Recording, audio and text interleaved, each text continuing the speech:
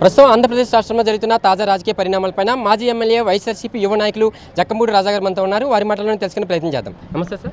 Sir చెప్పండి, కూటమి ప్రభుత్వం అధికారంలోకి వచ్చి 1 ఇయర్ కంప్లీట్ అయింది. 1 ఇయర్ పాలన పైన ప్రజలు ఎటువంటి అభిప్రాయం వ్యక్తపరుస్తున్నారు? ముఖ్యంగా అక్రమ కేసులపైన మీ అభిప్రాయం ఏంటి? ప్రజలు చేదరించుకుంటా ఉన్నటువంటి పరిస్థితి కనిపిస్తూ ఉంది. ఏదైతే ఎన్నికల్లో అనేక రకాల వాగ్దానాలు ఇచ్చారో అవి ఏవి కూడా అమలు చేయకపోగా ఎక్కడ చూసినా అవినీతి అరాచకాలే రాజ్యం వెళుతూ ఉన్నాయి. ఈ రాష్ట్రంలో ప్రజలు పూర్తి స్థాయిలో ఈ ప్రభుత్వం మీద వ్యతిరేకత ఉన్నారు. వచ్చేటటువంటి 6 నెలలు సంవత్సరం గడిస్తే రోడ్ల మీదకి వచ్చి ఈ కూటమి నాయకుల్ని నిలదీసేటటువంటి కార్యక్రమం కూడా జరుగుతుంది. వైసీపీ కార్యకర్తలపైన ఎక్కువగా అక్రమ కేసులు పెడుతున్నారు. ఈ అక్రమ కేసుల వెనుక కారణం ఏంటి సార్? అంటే జగన్మోహన్ రెడ్డి గారు చంద్రబాబు జైల్లో పెట్టిన ఉద్దేశంతోనే చేస్తున్నారా? స్వయంగా చంద్రబాబు నాయుడు గారు ఆయన నోటితో ఆయనే చెప్తున్నాడు కదా, వైఎస్ఆర్ కాంగ్రెస్ పార్టీని భూస్థాపితం చేయాలి అని అంటాడు. కాకపోతే ఆయన ఏదో అమాయకత్వం లేకపోతే ఇన్నాళ్ళు రాజకీయ అనుభవం ఉండి కూడా మరి ఏం ఆలోచిస్తున్నాడో కానీ తొక్కే కొద్దీ మరింత పైకి లేచేటటువంటి పరిస్థితి వస్తుంది తప్పితే ఎప్పుడు ప్రజాస్వామ్యంలో ఇష్టానుసారంగా ఏదో హిట్లర్ పరిపాలనలాగా చేద్దామని అనుకుంటే ఎక్కువ కాలం చెల్లుబాటు కాదది. అందుగురించే ఈవేళ అతి తక్కువ కాలంలోనే భారతదేశంలో ఏ ప్రభుత్వం మీద ఏ ముఖ్యమంత్రి మీద రానటువంటి స్థాయిలో ఈ ప్రభుత్వం మీద వ్యతిరేకత అనేటువంటిది ఏర్పడింది.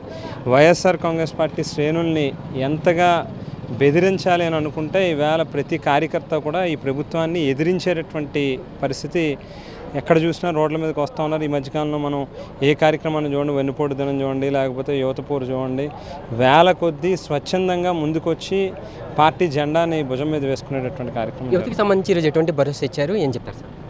జగన్మోహన్ రెడ్డి గారు వైఎస్ఆర్ కాంగ్రెస్ పార్టీ పేరులోనే యువజన రైతు అనేటువంటి పేర్లు ఏవైతే పెట్టారో, యువజన శ్రామిక రైతు అనేటువంటి పేర్లు, యువజన అనేటువంటిది పేరులోనే మా పార్టీ పేరులోనే ఉంది.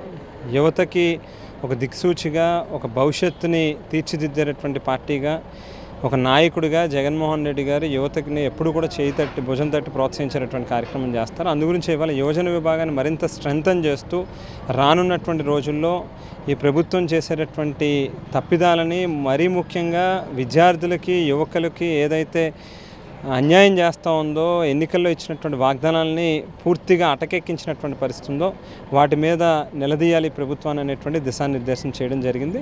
డెఫినెట్గా రానున్నటువంటి రోజుల్లో యువజన విభాగం మరింత స్ట్రెంథన్ అవుతుంది. స్ట్రాంగ్గా ఈ ప్రభుత్వాన్ని క్వశ్చన్ చేసేటటువంటి స్థాయి కూడా ఎదుగుతుంది. కూటమి ప్రభుత్వం పరిపాలన పైన మనతో స్పందించడానికి మాజీ ఎమ్మెల్యే సుధాకర్ బాబు ప్రస్తుతం అంతా ఉన్నారు. వారి మాటలను తెలుసుకునే ప్రయత్నం చేద్దాం. నమస్తే సార్. సార్ చెప్పండి, కూటమి ప్రభుత్వం అధికారంలోకి వచ్చి 1 ఇయర్ పరిపాలన, ఈ యొక్క పరిపాలన పైన ప్రజల అభిప్రాయం ఏ విధంగా ఉంది? ముఖ్యంగా మీరేం చెప్తారు సార్? కూటమి ప్రభుత్వం ఈ 12 నెలల కాలం ఘోరంగా విఫలం చెందింది. ప్రజలకు ఇచ్చిన హామీలన్నింటినీ పూర్తిగా తుంగలో దొక్కింది. చంద్రబాబు నాయుడు అధికారంలోకి రావటం కోసం ప్రజలకు అబద్ధాలు చెప్పాడు. జగన్మోహన్ రెడ్డి గారు ఇచ్చిన పథకాలన్నింటినీ ఆపేశాడు. ప్రజల యొక్క జీవన విధానాన్ని చిన్నాభిన్నం చేశాడు. చదువుకునే పిల్లలకు విద్యను అందించడంలో ఘోరంగా విఫలం చెందాడు. అలాగనే రైతన్నలకు ఇవ్వాల్సిన ఇన్పుట్ సబ్సిడీలు, గిట్టుబాటు ధరలు, అలాగనే అకాలంగా వర్షాలు పడితే జరిగే నష్టాల విషయంలో పూర్తిగా అశ్రద్ధ చేశాడు, విఫలం చెందాడు. ఆయనకు తోడైన పవన్ కళ్యాణ్ అలాగే చేశాడు. ఇద్దరు కలిసి ప్రజల యొక్క ఓట్లను దండుకొని ఈ రోజున మా దగ్గర డబ్బులు లేవు, ఖజానా ఖాళీగా ఉందని అబద్ధపు మాటలు చెప్పేవాళ్ళకి ముందు ప్రామిసులు చేసేటప్పుడు, హామీలు ఇచ్చేటప్పుడు తెలియదా మీకు? ఈ రాష్ట్రంలో డబ్బు ఎంత ఉంది, ఆ డబ్బును ఏ విధంగా ఖర్చు పెట్టాలనే అనుభవజ్ఞుడైన నువ్వు ఎందుకు ఆలోచించలేదని అడుగుతుంది వైఎస్ఆర్ కాంగ్రెస్ పార్టీ. అంటే రాష్ట్రంలో ఏ ప్రాంతంలో చూసినా అక్రమ కేసులు చాలా ఎక్కువగా పెరుగుతున్నాయి. ముఖ్యంగా వైసీపీ కార్యకర్తలకు సంబంధించి చాలామంది పైన అక్రమ కేసులు పెడుతున్నారు. పోలీస్ స్టేషన్ చుట్టూ టార్చర్ కూడా పెడుతున్న సందర్భం ఏం చెప్తారు సార్? చంద్రబాబు నాయుడు, వారి కుమారుడు లోకేష్ రాజకీయాలంటే దాడులు చేయటం, రాజకీయాలంటే హత్యలు చేయటం, రాజకీయాలంటే భయభ్రాంతులు చేయటం, రాజ్యాధికారాన్ని దుర్వినియోగం చేయటం అనే ఒక హక్కుగా భావిస్తున్నారు. ప్రజాస్వామ్యంలో మీరు శాశ్వతం కాదు, మీకు వచ్చిన అధికారం శాశ్వతం కాదు, ఇది కేవలం తాత్కాలికము.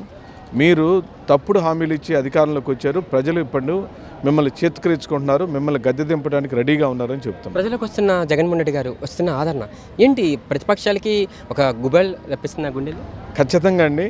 జగన్మోహన్ రెడ్డి గారి యొక్క ప్రభంజనం భయంకరంగా ప్రజలలో ఎటు వెళ్ళిన కుప్పలు తెప్పలుగా రైతన్నలు, యువకులు, మహిళలు, మరి దళితులు, బలహీన వర్గాలు ఆయన చూడాలని, ఆయన దగ్గర ఆయన ఏం చెప్తాడో వినాలని, మళ్ళీ ఆయన వస్తే బాగుండని ఆశతో ఎదురు చూస్తున్నారని చెప్తారు. 2.0 లోడింగ్ అంటున్నారు, ఏం చెప్తారు సార్?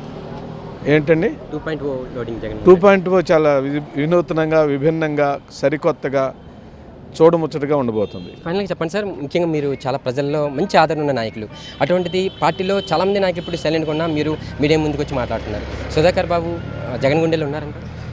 జగన్మోహన్ రెడ్డి గారి గుండెల్లో నేనే కాదు, కోట్లాది మంది వైఎస్ఆర్ కాంగ్రెస్ పార్టీ కుటుంబ సభ్యులు, కార్యకర్తలు ఎప్పుడూ ఉంటారు.